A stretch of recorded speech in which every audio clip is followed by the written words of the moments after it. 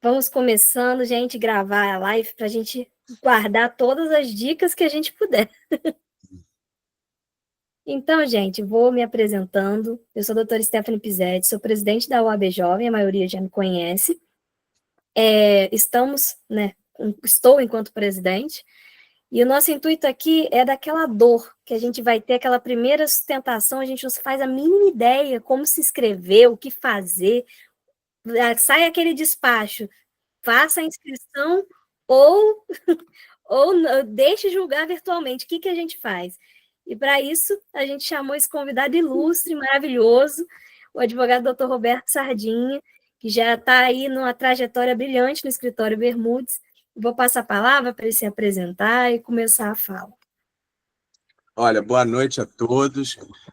Para aqueles que não me conhecem, então, a doutora Stephanie já fez uma pequena apresentação, Roberto Sardinha Júnior, eu sou advogado. Aliás, antes eu quero agradecer a doutora Stephanie pelo convite, né? Muito gentil, e os elogios só podem ser atribuídos a essa amizade que a gente tem, e nada mais do que isso.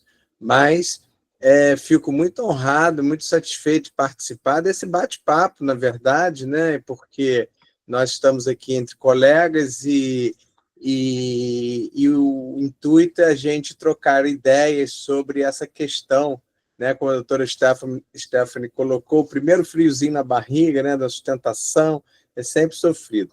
E o que eu posso dizer para vocês de antemão é o seguinte, é que é sofrido não só na primeira, não, até a última, ela costuma ser sofrida, né? Até hoje, a gente que tem mais de 30 anos de atuação como advogado, a gente até hoje dá o friozinho na barriga. Então, isso aí a gente não consegue se livrar muito, não. Agora, como eu disse, né, eu estou aí na advocacia há mais de 30 anos. Eu me formei pela Universidade Federal Fluminense e me formei em 1989. Já fazia estágio, né, desde do segundo ano da faculdade, fazia estágio, trabalhava no escritório de advocacia no Rio de Janeiro. Logo em seguida, a minha formatura, então, eu tinha uma intenção de ser magistrado. Então, eu ingressei na Escola da Magistratura. E foi interessante porque a gente ingressou na primeira turma da Escola da Magistratura. Era conhecida como Turma Zero, né? E eu tinha essa ideia de ser juiz, né? Queria e tal. Eu tive um tio que era desembargador e que era uma pessoa muito ilustre, né? Muito admirada, e a gente tinha essa ideia. Só que aí a gente começou a estudar na Escola da Magistratura e tal, e aí começaram a surgir alguns concursos, e eu fiz concurso para procurador do município do Rio de Janeiro. Passei no concurso, tomei posse em 91, quer dizer, muito jovem, tomei posse como procurador do município, e eu estou contando essa história porque logo em seguida eu conheci o Sérgio Bermudes, que é um advogado ilustre, né? Naquela época já era um advogado ilustre, e me convidou para integrar o escritório onde até hoje eu estou, né? Continuo exercendo a advocacia no escritório Sérgio Bermudes, na Procuradoria do município. E então, portanto, 30 anos aí, né? Já se passaram, ou mais até, e a gente tem esse desafio de ter que defender os nossos clientes, e muitas vezes essa defesa é feita oralmente, né, numa sustentação oral, que é o tema aí que a doutora Stephanie propôs para a gente trocar algumas ideias. E falando desse histórico profissional aí que a gente teve, eu devo dizer para vocês o seguinte: a minha primeira sustentação oral, muito jovem, como procurador do município, foi perante o Supremo Tribunal Federal. Nossa! Então, vocês imaginem o frio na barriga que nós sentimos nesse momento. Eu, muito jovem, recém-aprovado num concurso para procurador do município do Rio de Janeiro, fui fazer no Supremo Tribunal Federal a defesa de um caso lá do município do Rio de Janeiro e tive que fazer minha primeira sustentação oral, então, inaugurar, né, perante o Supremo Tribunal Supremo. Né? E de lá para cá, a gente vem participando, vem atuando junto aos tribunais, já fizemos sustentações orais em vários tribunais do país, não só no Supremo, no Superior Tribunal de Justiça, em vários estados. Eu tive uma atuação durante alguns anos, até hoje tenho no estado de São Paulo, estado de Minas, alguns estados do Nordeste, onde nós tivemos várias causas. Então, é curioso, né? Porque cada estado tem uma tradição. Por exemplo, no estado de São Paulo, o advogado tem que usar a beca. No estado do Rio, não precisa usar a beca. Então, essas coisas, né? Essas praxes que existem em alguns tribunais devem ser verificadas sempre antes do julgamento.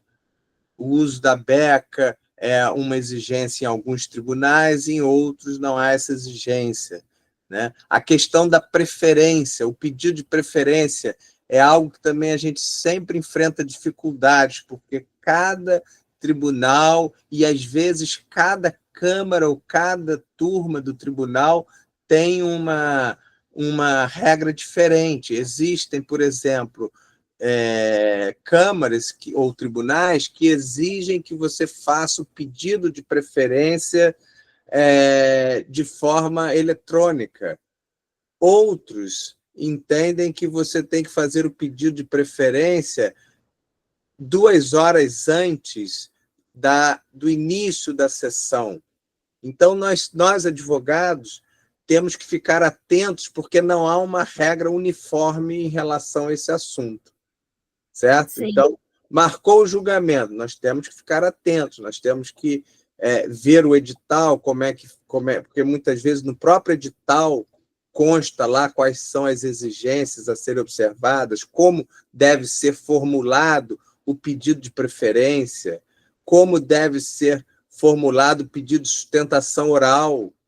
Então, existem tribunais, por exemplo, em que você, se não pedir, se não disser expressamente que vai fazer sustentação oral, você não pode fazer sustentação oral, mesmo que se trate de um recurso em que caiba sustentação oral. Aí teria que fazer na própria petição, quando você solicita? Depende, é isso que eu digo, depende da regra daquele tribunal, daquela Câmara, né? Na maioria dos casos, quando se trata de um recurso que cabe sustentação oral, você normalmente não precisa dizer que você quer fazer sustentação oral. Basta você estar presente e pronto. Mas, em algumas outras situações, isso pode ser uma exigência. Então, por isso que eu digo, é importante que a gente verifique no ato em que for publicada a pauta de julgamento, que se verifique qual a formalidade a ser observada. E, naturalmente, uma coisa que é assim quase que obrigatória é você pedir preferência para o julgamento, porque hoje o que acontece nos tribunais, você vai lá para um julgamento, são 100 processos que serão julgados, e muitas vezes tem lá uns 30 advogados que desejam fazer sustentação oral. Então, isso realmente é infernal, porque muitas vezes você chega no tribunal para um julgamento às 13 horas e o julgamento vai até às 6 horas. Né? Porque são muitas sustentações. Aliás, uma recomendação que não é nada jurídica, mas de prática, faça uma refeição antes da sustentação. Algumas vezes eu fui fazer a sustentação oral marcada para as 13 horas, por exemplo, eu costumo almoçar às 13h30, né, e tal. Eu falei, então eu vou lá no julgamento, faço a sustentação, depois almoço. Aí você fica até 6 horas da tarde. Nossa. Quando chega a hora da sua sustentação, você está, né, faminto, sem condições de fazer qualquer sustentação oral. Então, em primeiro lugar, eu começo assim, a trocar experiências com vocês em relação a esse aspecto burocrático. né? Esse aspecto burocrático é muito importante. Eu já tive a oportunidade de ver em certas situações o advogado que vai para fazer sustentação, vai ao tribunal para fazer sustentação, chega no tribunal, ao ser chamado o caso dele a julgamento, ele se apresenta para a sustentação e o desembargador diz: não, mas o senhor se inscreveu para a sustentação? O advogado: não me inscrevi, então não pode fazer sustentação.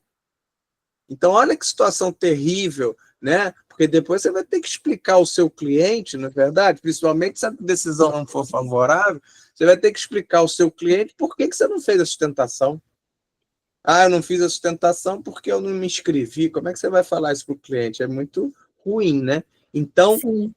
a primeira recomendação, realmente, vamos examinar esse aspecto burocrático, de suma importância, porque isso pode chegar até esse ponto, né, de não ser permitida a sustentação oral. E, além disso, pode também, a não observância desses pedidos de preferência, tudo pode também acarretar uma demora demasiada no julgamento, né? Quando a gente tem julgamento aqui às 13 horas, a gente pede ao estagiário para 11 horas da manhã, né, estar presente lá no tribunal para pedir a preferência. Porque, como eu disse, a maioria dos casos a preferência é requerida presencialmente, horas antes do julgamento. Em alguns outros casos é feito eletronicamente ou por petição mesmo, tá certo? Então, esse é o primeiro ponto. Uma outra questão que eu achei muito interessante a doutora Stephanie comentar, que nem estava nos meus planos falar sobre isso, mas é uma questão muito interessante que você colocou na sua apresentação, que é o seguinte: hoje temos o julgamento virtual. Sim. Então, é publicada a pauta virtual. E quando é publicada a pauta virtual, é dito lá: bom, se o advogado quiser fazer sustentação, ele deve requerer a retirada da pauta virtual. Né? E aí tem lá o prazo que também vem inserido no ato de convocação, no ato de publicação da pauta. Você tem lá os advogados que pretenderem, né, a retirada deverão fazê-lo normalmente 48 horas antes do julgamento. Mas aí a questão é a seguinte: a questão que gera uma dúvida muito grande é a seguinte: qual é o melhor? Pedir para retirar da pauta virtual ou deixar julgar na pauta virtual? Essa é uma discussão, é uma avaliação muito delicada. Muito delicada. Agora mesmo, apesar de não ter nem programado falar sobre isso, agora tem meia hora, eu estava conversando aqui com um colega meu do escritório, dizendo para ele: olha, nós temos um caso aqui que o nosso colega, um outro advogado, que trabalha junto com a gente, pediu para tirar da pauta virtual. E aí eu estava discutindo com ele: será que isso foi bom? Será que não foi? Né? A gente não tem assim muito como saber, mas a gente tem que fazer uma análise. Quem é o desembargador que está julgando? Qual a Câmara que está julgando? Eu sou apelante ou eu sou apelado? Quer dizer, eu já vou para um julgamento em que eu já ganhei em primeira instância e estou tentando apenas manter aquela decisão que eu ganhei, ou eu sou apelante e eu perdi em primeira instância e eu quero reformar a decisão. Normalmente, quando você é apelante e tenta reformar a decisão, o ideal é pedir a retirada da pauta virtual e inclusão na pauta física, no julgamento físico, né? Presencial. Normalmente, quando você é apelado, em que você já é vitorioso em primeira instância, a tendência é, como se diz, não chamar atenção para o caso e deixar na pauta virtual. Mas Sim. essa decisão é muito difícil. É muito difícil. E, naturalmente, isso pode envolver uma análise. Olha, como é que são os precedentes daquela Câmara em relação a esse assunto que está sendo julgado? Se você, então, fizer um levantamento de que os precedentes são favoráveis a você, é melhor deixar na pauta virtual mesmo, para não chamar atenção. Mas, nesse caso, é muito provável que a parte contrária peça para tirar da pauta virtual e incluir na pauta física. Né? Então, não sei se vocês já passaram por essa situação, essa dúvida, né? Tirar ou não tirar, enfim, o que é melhor fazer. Às vezes, até alguns julgamentos que não têm sustentação oral, muitas vezes a gente pede para tirar da pauta virtual para que a gente possa ter oportunidade de estar presente, eventualmente prestar algum esclarecimento de matéria de fato. Né? Então, isso vale a pena, muitas vezes, estar presente para esse fim, tá certo? Então, é esse o dilema. Agora, com relação à sustentação oral, o ponto que eu gostaria de realmente abordar com vocês e trocar ideias é o seguinte: é lógico que o friozinho na barriga sempre vai dar. Existem pessoas mais tímidas, pessoas menos tímidas, pessoas mais retraídas, né? Pessoas que falam mais, pessoas que falam menos. Eu, por exemplo, sou uma pessoa muito retraída, sou uma pessoa muito tímida, falo pouco, falo quando necessário, mas é o tal negócio. Eu optei por essa profissão, então eu tive que... Né? Eu tenho que respeitar. Porque nós advogados, a gente se comunica, a gente defende os nossos clientes, né, através da comunicação verbal ou escrita. Então, a gente tem que se fazer entender. Né? Nós estamos nos dirigindo, na maioria dos casos, a juízes, desembargadores, então nós temos que nos fazer entender. E eu lembro, quando eu era estudante, o nosso ídolo no direito processual civil era o desembargador José Carlos Barbosa Moreira. E ele dizia o seguinte: ele dizia que toda ciência tem um vocabulário próprio. E não poderia ser diferente na área do direito. O direito também tem um vocabulário próprio. Aquele que não utiliza o vocabulário específico do direito, ele não se faz entender. Então, nós precisamos adotar esse vocabulário, saber o significado das expressões.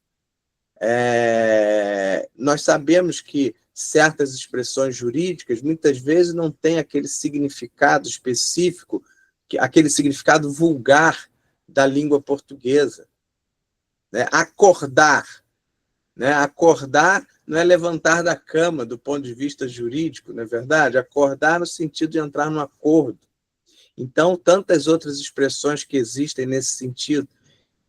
Então, nós precisamos ser muito fiéis a esse vocabulário jurídico, para que as pessoas a quem nós estamos nos dirigindo possam nos entender, compreender aquilo que nós estamos falando.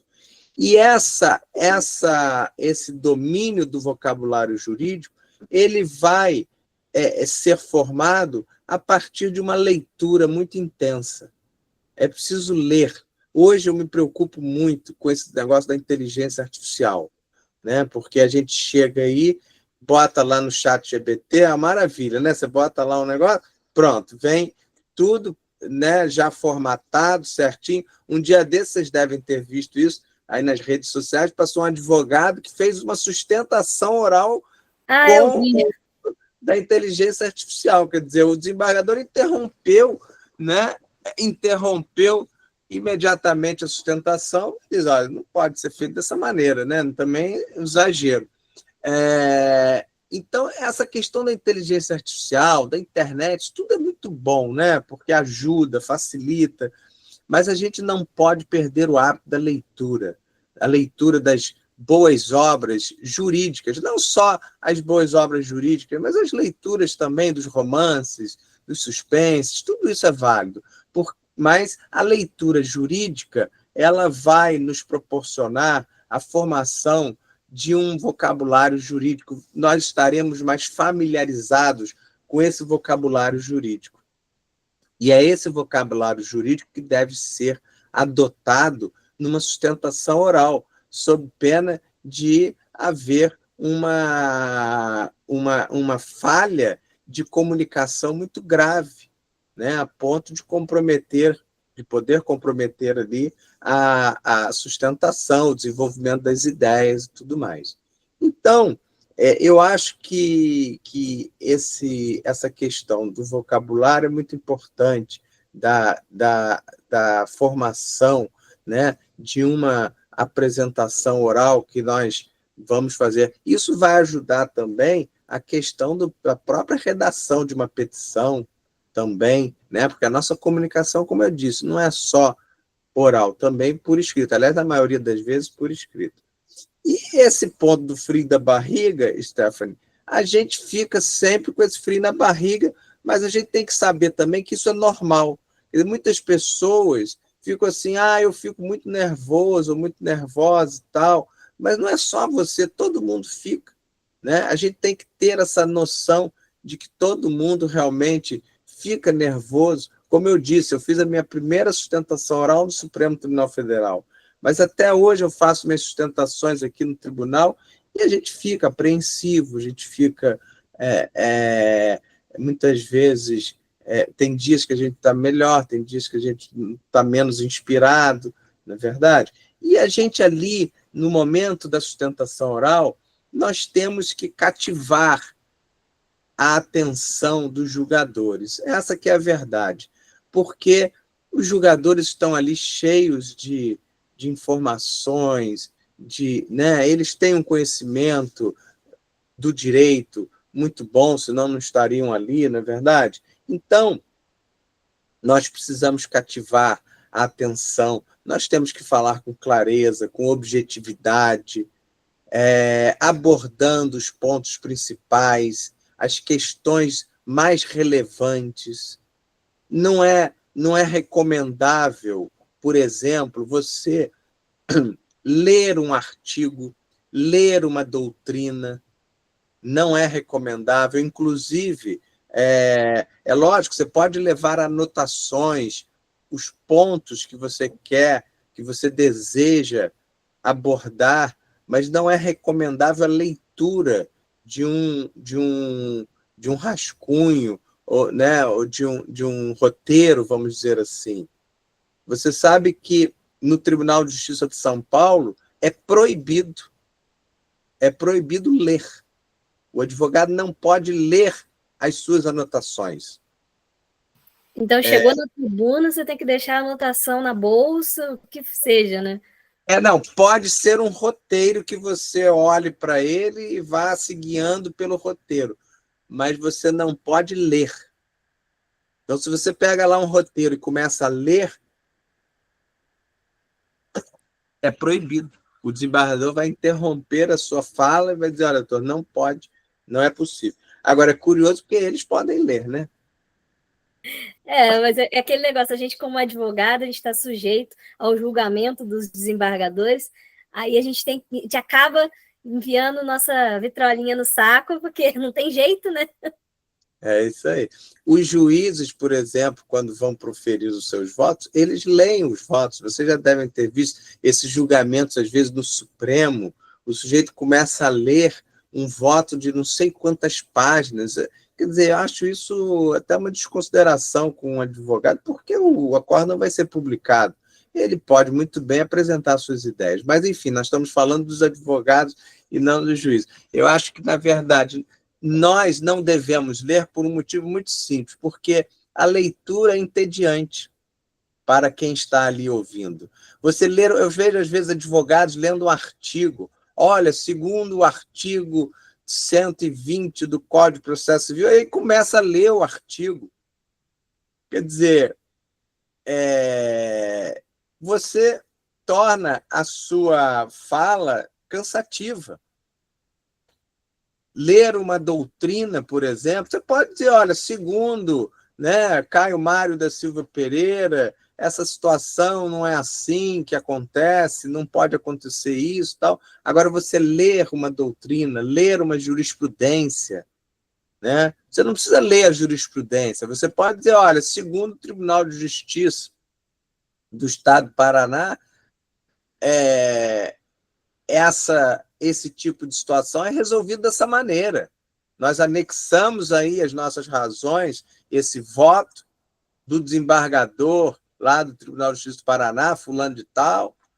Aí não, aí a pessoa fala, não, aí muitas vezes quer citar o número do processo, o dia do acórdão, informações ali que ficam cansativas. Então, a sustentação tem que ser algo dinâmico, porque são 15 minutos apenas. Então, nós temos que tentar sensibilizar o julgador daquela tese que nós estamos defendendo a favor do nosso cliente. E já, como se diz, na ferida. Né? Eu gosto muito de, quando inicio uma sustentação, né, eu vou direto à ferida, vou direto ao ponto. Olha, o que nós estamos discutindo nesse caso é isso aqui. E aí começa a desenvolver, muitas vezes, né, a gente faz um histórico. Aliás, em termos de sustentação, tem um outro aspecto interessante. Muitas vezes o relator pergunta para você, doutor, podemos dispensar o relatório, a leitura do relatório? Essa é uma pergunta frequente quando o advogado vai fazer sustentação oral. É lógico que é muito melhor fazer sustentação oral como recorrido do que como recorrente, né? Porque quem fala por último sempre fala melhor e quem fala primeiro tem que explicar, né? Muitas vezes, na maioria das vezes, eu concordo em que o desembargador dispense a leitura do relatório, para não ser antipático com o relator, né? Você chega ali e fala, não concordo, não, o senhor leia, por favor, o relatório que eu gostaria de ouvir, quer dizer, já é uma coisa meio pode ser interpretada com certa antipatia, a gente está ali, né, querendo agradar, então, muitas vezes a gente concorda, mas isso traz um inconveniente, porque quando é dispensada a leitura do relatório, o que acontece? O advogado que primeiro fala vai ter que fazer um relatório, né, para os outros desembargadores entenderem o que está sendo discutido, qual é o histórico do assunto, não é verdade? Então, essa é uma questão muito delicada. A outra questão delicada também é quando os desembargadores dizem assim, doutor, o senhor está presente aqui como recorrente, o advogado do recorrido não está presente. E nós achamos aqui que o senhor não precisa fazer a sustentação oral. O senhor está de acordo? Aí é claro que está de acordo, né? E não fala mais nada, porque eu já vi uma situação em que o advogado falou, não, mas eu gostaria de falar. Mesmo assim, eu gostaria de falar, porque, né, aí falou. E no que ele falou, o desembargador chegou para ele e falou assim, olha, eu ia votar a favor do senhor, mas o senhor falou umas coisas aí que eu fiquei em dúvida. De maneira que eu vou retirar o processo da pauta de julgamento, vou analisar melhor o processo. Quer dizer, então, veja, para que correr esse risco? Se o próprio julgador já disse que você não precisa sustentar, se o advogado da parte contrária não está presente, então podemos dispensar o uso da palavra, tá certo? A recomendação é que a gente não insista, não só para não contrariar o relator, mas porque, evidentemente, ele já disse ali que a gente não precisa sustentar, tá certo? Então, é isso, quer dizer, eu acho que essa questão do frio na barriga, a gente vai contornar, podemos levar um roteiro, ver os pontos principais, né? Muitas vezes é ilustrativo, né, a gente fazer assim, citações de doutrina, de pensadores, mas sem fazer uma leitura. A gente faz uma citação muitas vezes bacana, quantas vezes a gente verifica isso? Né? Tem pessoas que são mais criativas, mais espirituosas, que conseguem cativar. Agora, a gente não pode se perder muito nessa sustentação, porque, na verdade, às vezes a gente vai no tribunal, eu estou assim, né? Porque quando a gente vai sustentar, a gente fica lá esperando a nossa vez, né? Então a gente assiste outras sustentações. Aí muitas vezes eu estou lá assistindo uma sustentação, 10, 12 minutos, né? Teve um dia desse que eu estava com uma estagiária do lado, aí eu cheguei para ela e falei, olha, você entendeu aí que esse advogado falou? Quer dizer, o que está sendo discutido nesse processo? Aí ela falou, não, eu não entendi. Quer dizer, a pessoa falou tantas coisas, deu tantas voltas, né? A gente precisa ser objetivo, a gente precisa ser claro, a gente precisa falar de uma maneira muito objetiva para que não se perca também, né?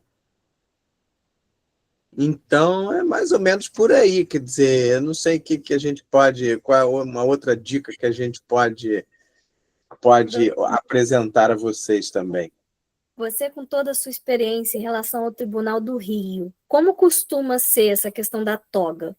Aqui é dispensado? Aqui é dispensada, no Rio não se usa toga. Acho que por causa do calor também, né? Pode ser.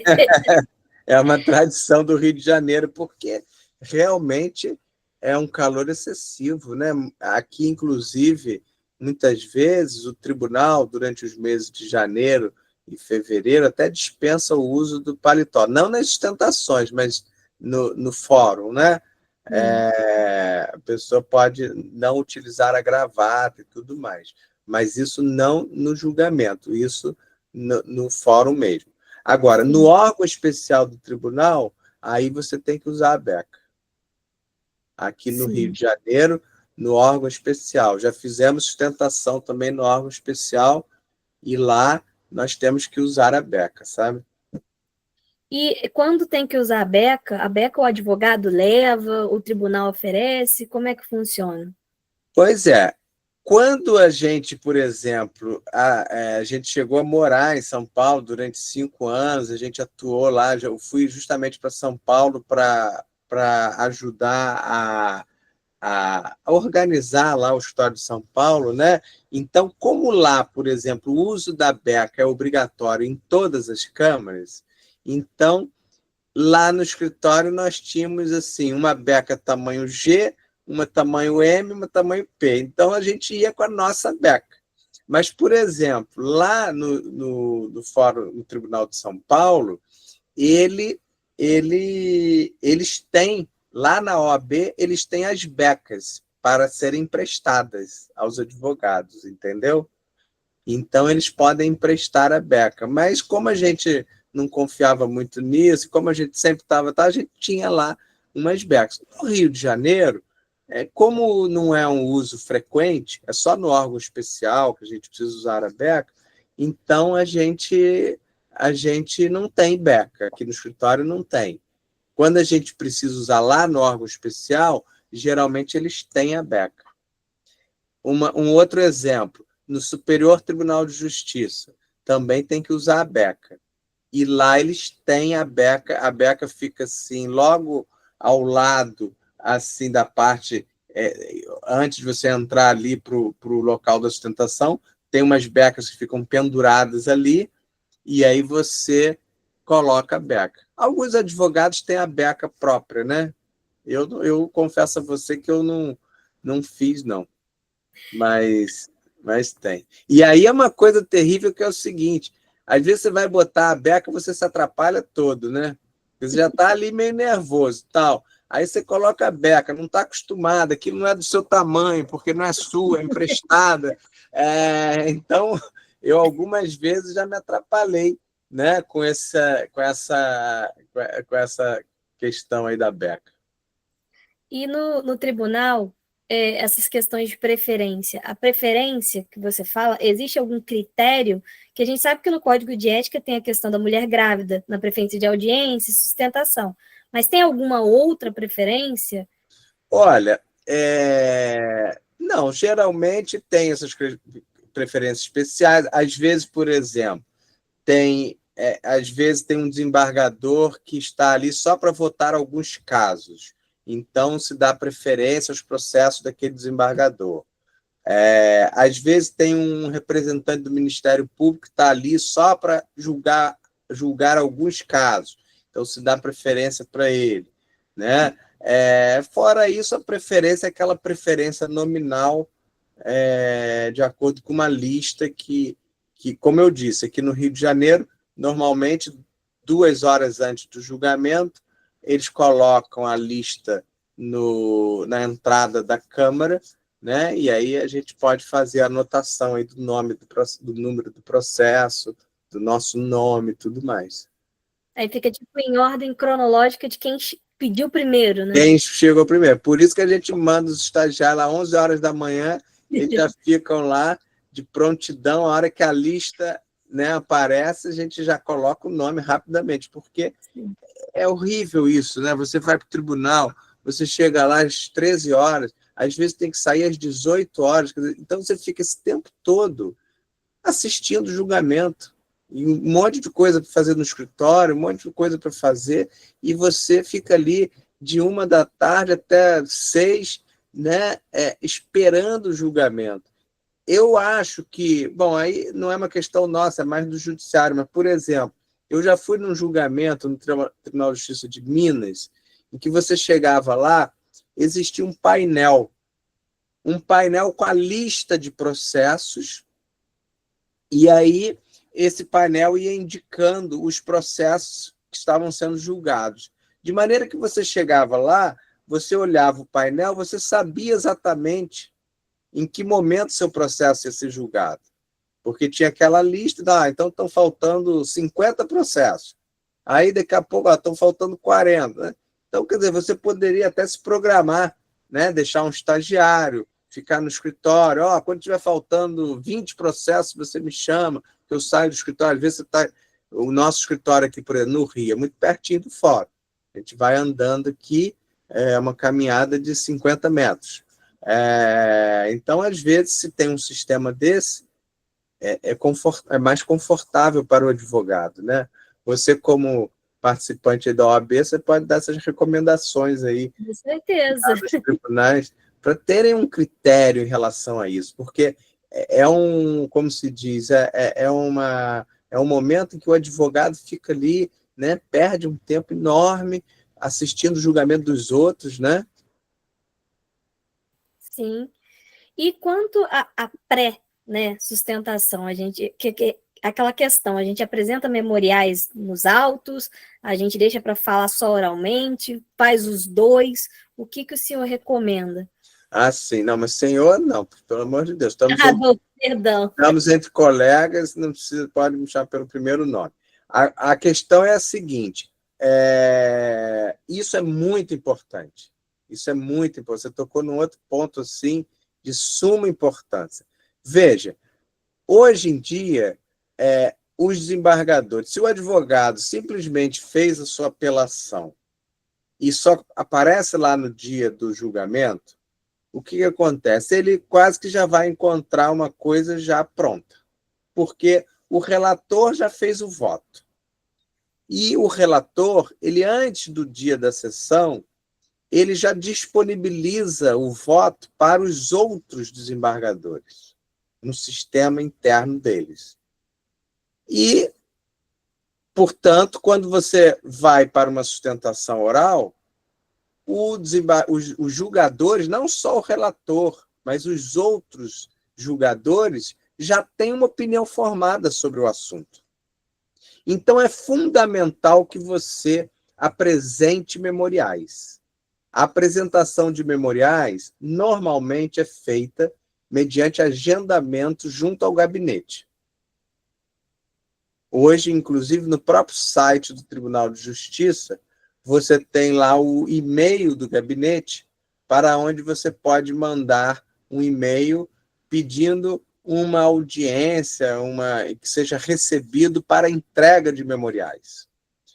O ideal é que você marque um dia para ser recebido pelo desembargador ou desembargadora e você entregue os memoriais nas mãos do julgador e tem a oportunidade de despachar esses memoriais.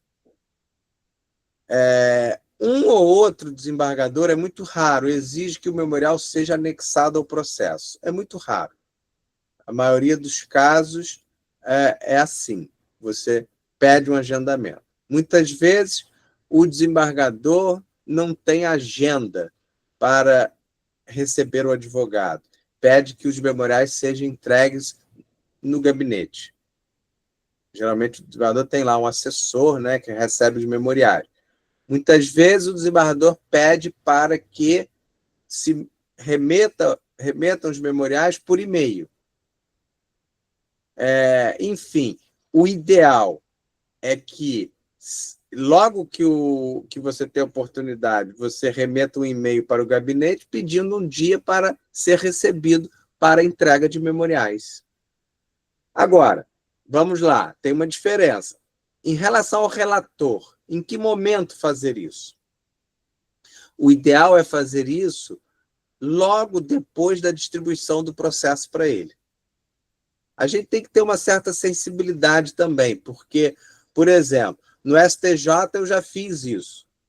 E aí o ministro chegou para mim e falou, doutor, esse seu caso é de... Quando é que veio para o gabinete? Eu falei, não, veio tem 3 meses. Eu falei, pois é, doutor, eu estou julgando caso de 3 anos atrás. Né? Então o senhor está vindo muito... Quer dizer, ele não falou assim de uma forma grosseira, foi até educado, mas o que ele quis dizer claramente é o seguinte, ó, o senhor está vindo muito cedo. Mas a gente não sabe muito bem, né? Então, às vezes, a gente tenta obter informações nesse sentido. Esse desembargador ou ministro é um julgador que julga rápido? Não julga rápido? Então, nós temos que fazer uma verificação nesse sentido, para não ir muito cedo. E também não ir muito tarde. Porque se a gente for muito tarde, ele já está com o voto pronto. E em relação aos demais julgadores, o ideal é que a gente entre em contato e peça essa audiência para memoriais depois que é pedido dia para julgamento.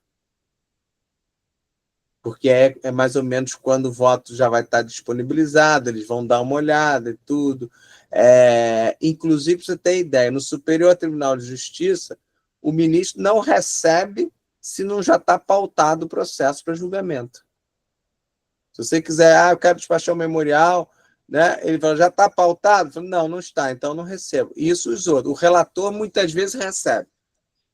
Tem uns que recebem, tem uns, inclusive, que mesmo o relator só recebe se estiver pautado. Aí é horrível, né? Porque você chega lá, o negócio já está pronto e tal. Mas aí o pior dos mundos é aquele que nem recebe o advogado. Tem desembargadores, ministros, que nem recebem os advogados, tá certo? Então é isso, o memorial é fundamental. Às vezes o memorial é mais importante do que a sustentação oral. Eu penso dessa maneira. E eu acho até que, por exemplo, num caso de julgamento virtual, em que você está numa condição boa, você despachando os bons memoriais, já não é mais necessário sequer uma sustentação oral. Você nem precisa pedir para retirar da pauta virtual. Você já foi lá, já falou com todos, apresentou suas razões, despachou, está na pauta virtual, você é recorrido, deixa julgar na pauta virtual. Sim. E nesses casos que o desembargador nem recebe a gente, né? A gente sabe, não tem horário, vale a pena despachar com o secretário, o assessor, ou você acha que só diretamente? Vale a pena, eu acho que vale a pena sim, porque a gente sabe que hoje, né, os assessores, eles têm um trabalho muito intenso, né? Os julgadores não têm tempo de examinar todos os processos, então eles, né, muitas vezes uma análise preliminar é entregue a um assessor, né? Então muitas vezes você conversar com o assessor, entregar um memorial ao assessor é válido. E eu procuro sempre despachar o memorial com o relator, com o julgador, melhor dizendo, né? Porque é o relator e os demais. Não sendo isso possível, eu despacho com o assessor também.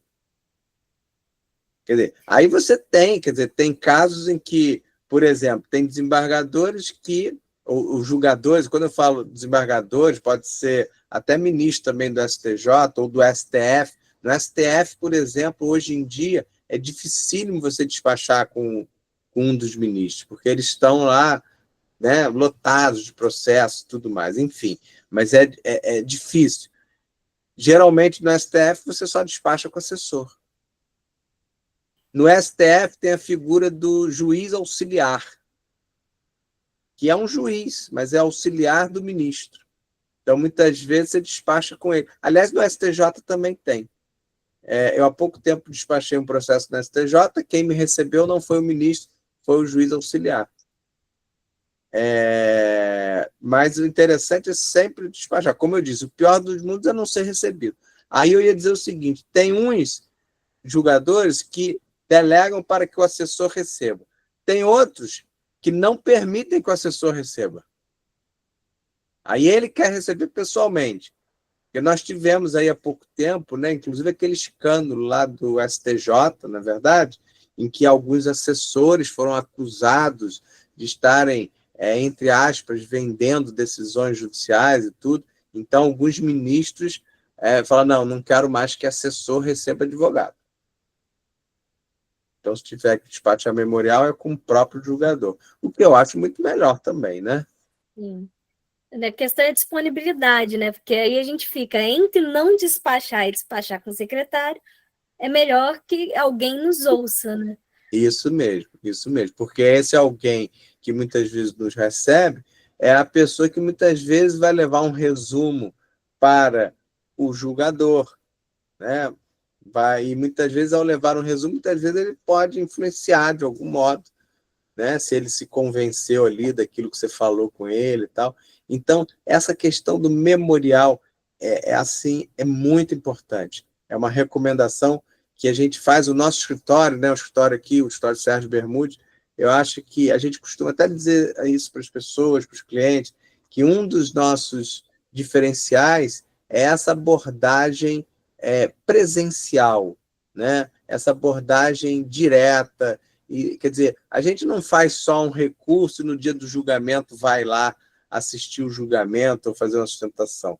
A gente tem essa abordagem mais permanente e próxima, porque a grande dificuldade hoje é a gente ser ouvido, né? Sim. Com volume de informação, volume de processo, então a gente ser ouvido. Isso que é o ponto, esse é um ponto crucial para que você tenha um bom desempenho no processo. Você falou de advogado, realmente cada pessoa tem seu perfil, né? Umas são mais tímidas, outras mais falantes. Você acha que é interessante para um advogado que pretende seguir mais nessa área de recurso, que vai acabar sustentando mais, fazer um curso de oratória, ou você acha que é a própria fala da pessoa? O que você acha que é interessante? O que o doutor fez, por exemplo?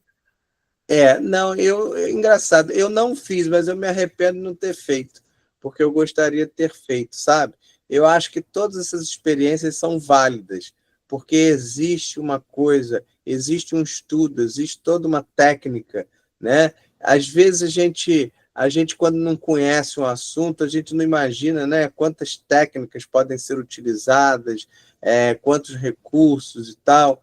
Então, eu acho muito interessante isso. Eu não fiz, mas me arrependo de não ter feito, mesmo, né, não tendo assim, um conhecimento mais específico, mas eu acho muito bom fazer. É lógico que a gente tem a vida corrida, né, tem que estudar direito, tem que trabalhar, tem que estudar, mas podendo encaixar uma coisa, até mesmo para quem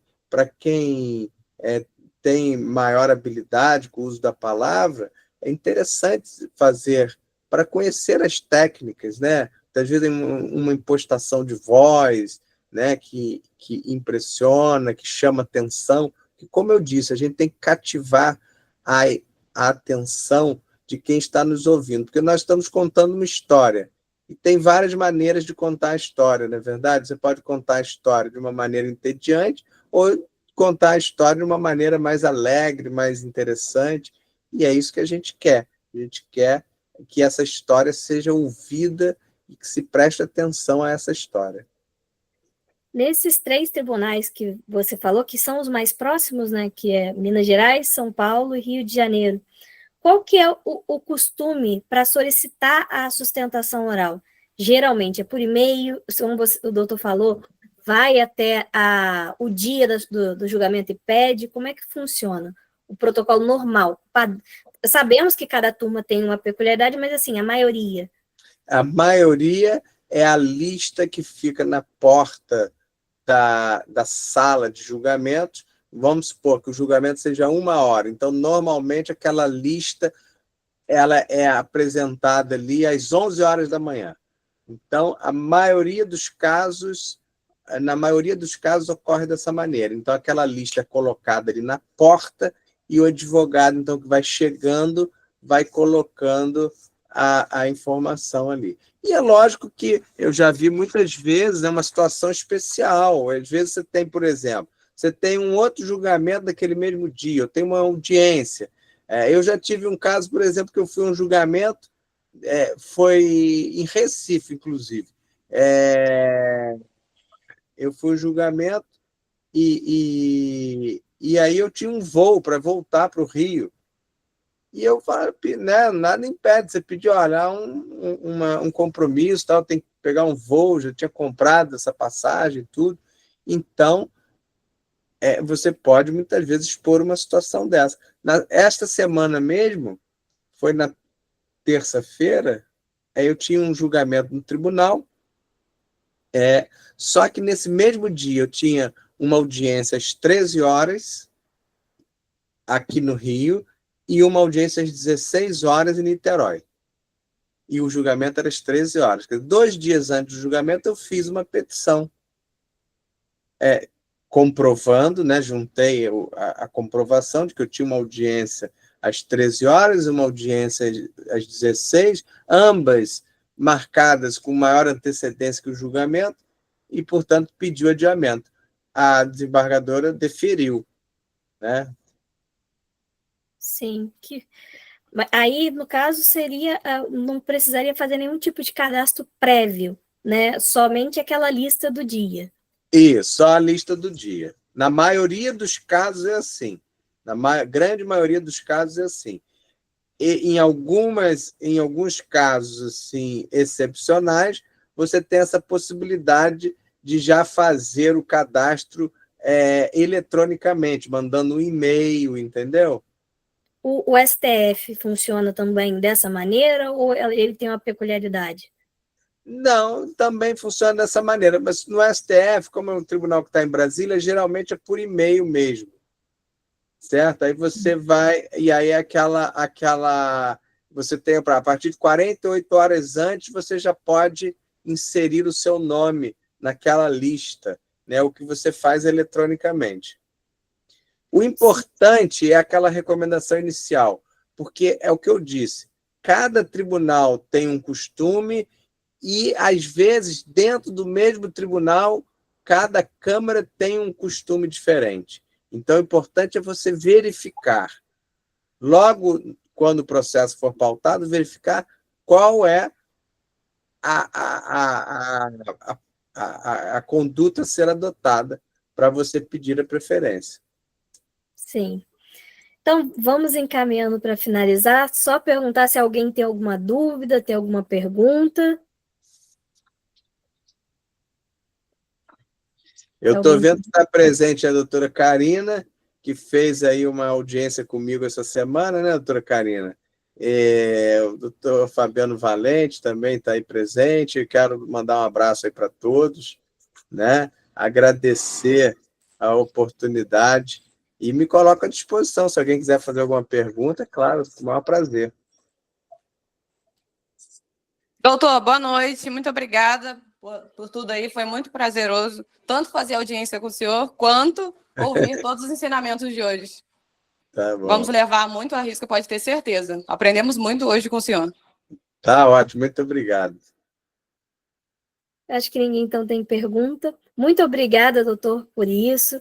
A gente já vai deixar até salvo, porque todo mundo que quiser rever vai ficar disponível. E agradeço demais por todos os ensinamentos e todas as dicas.